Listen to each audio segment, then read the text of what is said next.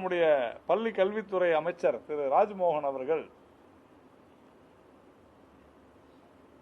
நிறைய சமூக ஊடகங்கள்ல இருந்து நல்ல ஒரு சப்போர்ட் தாவேக்காக இருந்துச்சுன்னு எல்லாருமே சொன்னாங்க, சோசியல் மீடியால இருந்தாங்கன்ட்டு.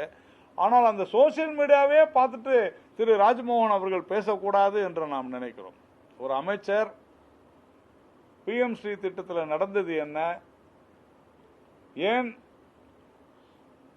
அரசாங்கம் அதற்கு முதல்ல ஒப்புக்கொண்டது, ஏன் அதிலிருந்து பின்வாங்கினார்கள், நீங்கள் பணம் கொடுங்கள் என்று கேட்டு வாங்கி நாங்கள் ஒப்புக்கொள்கிறோம், இதற்கு அதிகாரப்பூர்வமாக நாங்கள் இதை ஏற்றுக்கொள்கிறோம் என்றெல்லாம் சொல்லி பணத்தையும் பெற்றுக்கொண்டு எதற்காக பணம் தரப்பட்டதோ மத்திய அரசிடமிருந்து அந்த பணத்தை அதற்காக செலவு செய்யாமல் வேறு எதற்கோ செலவு செய்துவிட்டு மிக மோசமான முறையில் பள்ளி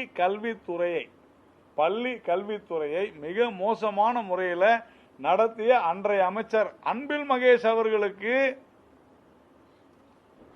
நீங்கள் செய்தது தவறு என்று விளக்கம் கொடுத்து அவர் மீது பல்வேறு நடவடிக்கைகளை எடுக்க வேண்டிய ஒரு காலகட்டத்தில் நாங்கள் கொள்கையில சமரசம் செய்து கொள்ளவில்லை என்றெல்லாம் இன்னைக்கு பேசியிருக்கிறாரு. மிரட்டலுக்கு பயப்பட மாட்டோம்ன்றாரு. அவர் திமுகவை சொல்லியிருந்தாருன்னா ஓகே, ஆனால் மத்திய அரசு யாரையும் மிரட்ட வேண்டிய அவசியமும் இல்லை, மத்திய பாஜகவும் யாரையும் மிரட்ட வேண்டிய அவசியம் இல்லை. ஏனென்றால் ஜனநாயக ரீதியான நடந்த இந்த தேர்தலில் மக்கள் 108 இடங்களை உங்களுக்கு கொடுத்திருக்கிறார்கள். ஆட்சியும் உங்களுக்கு ஜனநாயக முறையில் வந்திருக்குது. அதை முறையாக செய்ய வேண்டும், மக்களுக்கு செய்ய வேண்டும், எது நியாயமோ அதை செய்ய வேண்டும் என்பதுதான் இது நாம சொல்லக்கூடிய ஒரு விஷயமாக பார்க்கிறோம். எல்லாவற்றையும் விட மும்மொழி கொள்கையை பற்றி பேசுறாங்க. மும்மொழி கொள்கையை மறுபடியும் சொல்கிறோம், தாய்மொழி வழி கல்வி என்பது இன்றியமையாதது. இன்னைக்கு இவ்வளவு CBSE ஸ்கூல் இருக்குது அப்படின்னு சொன்னா அத்தனைக்கும் நோ அப்ஜெக்ஷன் சர்டிபிகேட் கொடுத்தது நம்முடைய தமிழ்நாடு அரசு தான் என்பதை புரிந்து கொள்ள வேண்டும். பல ஸ்டேட் போர்டு ஸ்கூல்ஸ் இன்னைக்கு CBSE மாறினதுக்கு என்ன காரணம், இதையெல்லாம் பார்க்க வேண்டும். இன்னைக்கு அரசு பள்ளிகள் இவ்வளவு மோசமாக இருக்கிறது என்பதற்கு காரணம் யார், ஏன் என்பதையெல்லாம் நம்ம பார்க்கணும். அதே போல நீட்டு தேர்வு குறித்து சொல்கிறார்கள். இன்னைக்கு நீட்டு தேர்வு வந்த பிறகுதான் கிராமப்புற பள்ளி மாணவர்கள் மருத்துவ படிப்புக்கு அதிகமாக சேர்கின்றனர்.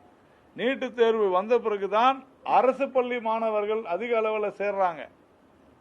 நீட்டு தேர்வு வந்த பிறகுதான் பல மாவட்டங்களிலிருந்து உதாரணத்துக்கு சில வருடங்கள் நீட்டு தேர்வுக்கு முன்னால நீலகிரி, ராமநாதபுரம் போன்ற மாவட்டங்கள்ல மருத்துவ படிப்புக்கு படிக்க முடியாத ஒரு நபர் கூட செல்லாத நிலைமை இருந்தது. ஆனால் இன்றைக்கு இரட்டைப்படை எண்ணிக்கையில் எல்லாம் நடக்கிறது என்பதையெல்லாம் ஒரு நியாயமான முறையில் நீதிமன்றங்களுடைய உத்தரவுகள் வழிகாட்டுதல்கள் எல்லாம் பார்த்து இந்த அரசாங்கம் திரு ஜோசப் விஜய் அவர்கள் சொன்னது போல இது எல்லோருக்கும் சமமான அரசாங்கமாக இருக்கும் என்று அவர் சொல்வது சரி என்று சொன்னால் கொள்கைகள் கோட்பாடுகள் எல்லாமே மக்களுக்கானதுதான். இதையெல்லாம் புரிந்து கொண்டு ஒரு ஒரு ஒரு புதிய கட்சி, புதிய ஆட்சி வந்திருக்கிறது.